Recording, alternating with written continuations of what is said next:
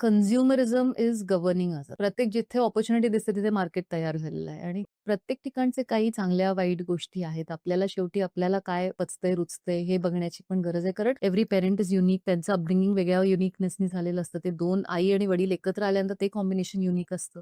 ते मूल युनिक आहे. त्याचं युनिकनेस घेऊन आलेलं आहे. ते युनिट तुमचं इतकं युनिक आहे. तर त्याला नक्की तुम्हाला काय घ्यायचंय मार्केटमधनं is something which you have to use your wisdom. त्यासाठी काही चांगली पुस्तकं आहेत, हं. जी तुम्ही वाचू शकता. म्हणजे मी स्वतः डॉक्टर शेफाली म्हणून आहे, त्यांचं पेरेंटिंग मॅप म्हणून पुस्तक आहे किंवा डॉक्टर शिरीषा साठेंचं विधायक शिस्त म्हणून अतिशय सुंदर पुस्तक आहे. हं. कित्येक पॉडकास्ट आहेत, न्यूरोसायन्सवरचे पॉडकास्ट आहेत आणि फक्त पालकत्व ह्याच्या अनुषंगाने गोष्टी वाचण्याच्या ऐवजी you have to grow yourself. जसं आर-ई-बी-टी आहे, बरोबर. अल्बर्ट एलिस आहे किंवा स्टार्ट विथ द वाय. अशी अनेक फिलॉसॉफीज आहेत, विच तुम्ही पण एक ग्रो व्हायला पाहिजे व्यक्तिमत्व म्हणून आणि मग तुम्ही चूज करू शकता. फॅन्सी टॉयजच घेणं किंवा त्याला प्रत्येक गोष्ट जे मला नाही मिळालं ते माझ्या मुलाला देण्यासाठी मी वाटेल ते मटेरियलिस्टिक गोष्टी देणं. का मग आत्ता या वयामध्ये त्याची नक्की गरज काय आहे? इन्स्टंट ग्रॅटिफिकेशनच्या मागे आपण लागणं, मुलांना बोर नको व्हायला म्हणून आपण पाहिजे ते त्यांना देत राहणं. केवळ एक ॲड दिसली अरे किंवा दुसऱ्या शेजारच्यांनी हे घेतलंय. इथे न जाता थोडासा पॉज घेऊन आपल्या मुलाला नक्की काय? कारण माझ्या मुलीबरोबर मी सांगायचं झालं तर सगळे बोर्ड्स एक्सप्लोर केलेत. आम्ही इंडियामधला एक पण बोर्ड शिल्लक ठेवलेला नाहीये. बरं. C I C S C, S S C, I V, N I O S, IGNOU हा सगळा प्रवास आम्ही एकत्र केलेला आहे. पण त्याच्यामुळे तिला तिचं असं बैठक तिची निर्माण झाली, की तिला काय पाहिजे? ती स्पेस मिळाली आहे. सो मला डिसाईड करायला लागलं, की कुठला बोर्ड माझ्या मुलीसाठी चांगला आहे. काय असावं ह्याची माहिती घेत राहणं. पण शेवटी तो चॉईस कोणतरी करताय म्हणून नाही, तुमच्या मुलावर केंद्रित, तुमच्या व्हॅल्यू सिस्टमवर केंद्रित असा त्याचा एक चॉईस असावा असं मला